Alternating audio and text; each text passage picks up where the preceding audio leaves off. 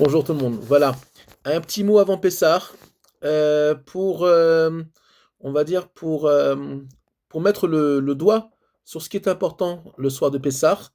Et malheureusement, parfois, on croit faire Pessah comme il faut et on le fait à l'envers. Euh, je dis ça par expérience. La chose la plus importante avant Pessah et jusqu'au Seder, c'est qu'on arrive dans la fête avec le sourire, avec la bonne humeur, avec la joie. C'est la chose la plus importante. La pire des choses, c'est arrivé le soir du Seder, si on s'est engueulé avec son mari ou sa femme, avec ses enfants, parce qu'il y a une trace de Hametz. De toute façon, on fait Bitul Hametz et Srefat Hametz. Donc, de toute façon, même si, que Dieu préserve, quelque chose a été oublié, c'est absolument pas grave, c'est annulé et c'est fait pour ça. Ok, il y a un Noussar pour ça, c'est-à-dire il y a une prière pour ça, il y a des prières pour ça. Et si ça a été oublié ou si on n'a pas fait à 100%, d'accord, la chose, alors de toute façon, ça a été annulé. Il faut comprendre que le soir de Pessah, c'est une soirée familiale. C'est une soirée qui représente la mémoire, le témoignage et la bonne humeur. À savoir que le Seder de Pessah, même si parfois il y a, ça peut être, ça peut avoir l'air d'être rigoureux, parce qu'il y a un Seder, il y a un ordre, d'accord?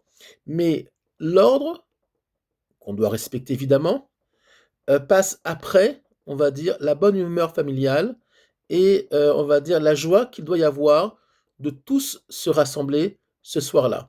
Ceux qui peuvent, chacun suivant le contexte familial dans lequel il évolue. Donc, le soir de Pessah, il faut être dans la joie, il faut être dans la décontraction, d'accord? On ne se dispute pas pour ah, t'as dit comme ça, mais mon grand-père il disait autrement. Ah, mais chez nous au Maroc, non, mais nous en Tunisie, ah, mais nous en Pologne. Non. Le soir de Pessah, c'est une soirée où on se rappelle la sortie d'Égypte, ok? On témoigne finalement aussi de l'histoire d'Israël. Il faut savoir que le Seder de Pessah est une des traditions les plus anciennes qui existent dans le peuple juif, puisqu'elle date vraiment de la sortie d'Égypte, de Yetziat Mitzrayim. Donc, c'est une massorette, à savoir, qui a évolué. C'est une tradition qui a évolué. Des textes ont été rajoutés. Il n'y a pas de rigidité dans le Seder de Pessah. Oui, il y a des choses à dire. Bien sûr, il y a un kiddush à faire, il y a un birkat Amazon à faire, il y a des choses à dire, mais tout doit se faire, on va dire, dans la bonne humeur, comme je viens de le dire 2 ou 3 fois déjà depuis 3 minutes. C'est le plus important.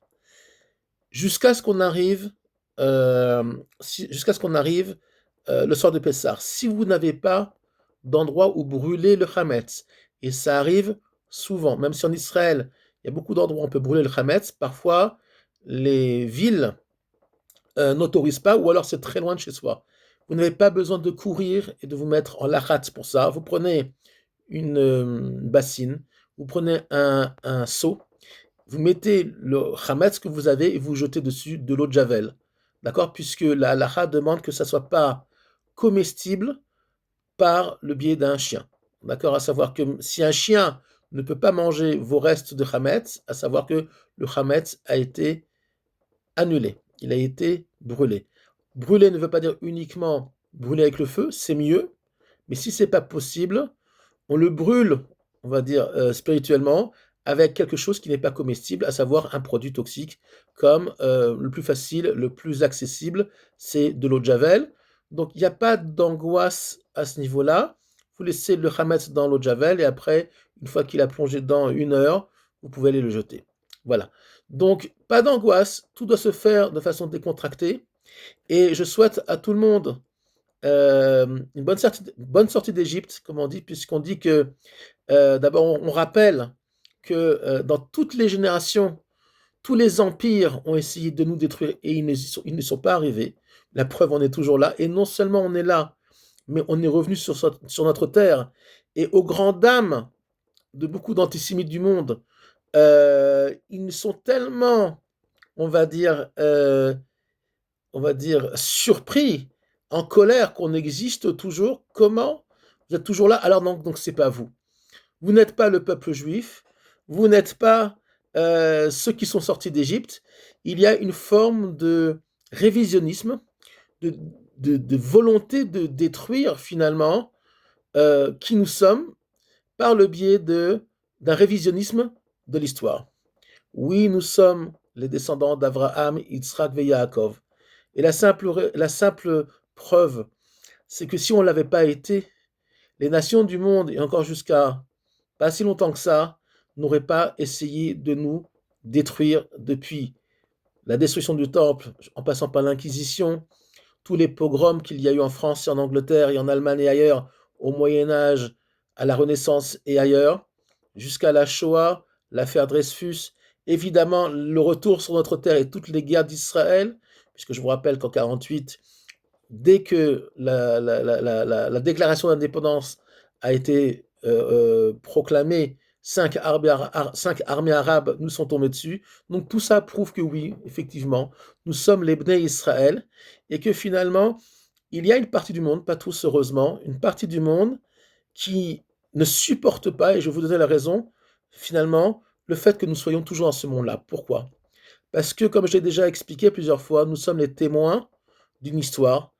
L'histoire de l'homme, nous sommes les témoins, on va dire, d'une histoire qui n'est pas forcément très jolie, très belle, comme j'ai dit dans mon cours précédemment, et que finalement, euh, ce témoignage-là, c'est un témoignage face à l'éternité, c'est un témoignage face à l'Éternel lui-même, et on va dire que ce monde est comme une éponge, ce monde est comme un éternel enregistrement, tout est noté, tout est enregistré, et Bezrat Hashem, quand le Mashiach va se dévoiler, je ne sais pas quand il va se dévoiler, et personne ne sait, ceux qui disent, ceux qui croient savoir quand c'est, il va venir, ah non, c'est pas cette année, ne les écoutez pas, personne ne sait, et je le tiens de très grands maîtres et de très grands kabbalistes, personne ne sait rien, d'accord? On est dans les temps messianiques, ça c'est sûr à 100%, est-ce qu'il va venir tout à l'heure? Est-ce qu'il va venir, est-ce que le Mashiach va se dévoiler le soir de Pessah ou Shvi chez le Pessah, on n'en sait rien, ou Shmini, ou Tishi, ou Revi'i, ou Asiri, ou dans 3 semaines, ou dans un mois, on n'en sait rien. Donc nous, on doit faire la fête, d'accord, comme il faut, vivre le jour, d'accord, avec les difficultés du moment, surtout ceux qui sont en Israël, éviter en diaspora de trop aller dans des endroits où il y a trop de concentration, on va dire, communautaire, parce qu'il y a quand même des volontés du Hezbollah de faire du mal dans le monde entier aux juifs et pas aux sionistes, d'accord? Donc, parce que pour eux, un juif, c'est un sioniste, même si malheureusement, il y a beaucoup de juifs en diaspora qui se sont, on va dire, déconnectés et ont rejeté, on va dire, le retour d'Israël sur sa terre parce que ça les dérange, sur beaucoup de plans, on en reparlera peut-être un jour. Donc faites attention à vous quand même, et Bezrat Hashem, tout ira bien, quoi qu'il arrive, n'oubliez jamais, nous avons été choisis pour être le témoin du monde, nous avons été choisis pour faire un rapport, d'accord, sur ce qui se passe, et notre vie elle-même est un rapport sur, on va dire, la situation, on va dire, spirituelle du monde, pour chaque nation, et là, je vais donner un petit mot parce que je sais qu'il y a des non-juifs qui me regardent. N'oubliez jamais, dans les prophètes, il y a marqué ceux qui bénissent Israël seront bénis et ceux qui maudissent Israël seront maudits. N'oubliez jamais ça. Nous sommes toujours là. Nous serons toujours là parce que j'ai beaucoup de chrétiens qui essayent de me persuader que JC c'est le Mashiach. Oubliez, arrêtez de m'embêter avec ça. Ça ne marchera pas. Vous ne pouvez pas faire tomber quelqu'un qui étudie depuis plus de 35 ans la Torah. Quelqu'un qui étudie sérieusement, il ira contre vents et marées, d'accord, contre vos idéologies païennes. Vous pouvez oublier, ne perdez pas votre temps, ne perdez pas votre temps à regarder mes cours, c'est bien dommage, même si je sais que vous le faites quand même pour essayer toujours d'amener, on va dire, votre salade, vos croyances sur la table et essayer de me persuader que ça marche pas. C'est dommage pour vous, vous perdez votre temps. Voilà, c'était un petit message à ceux qui m'embêtent un petit peu.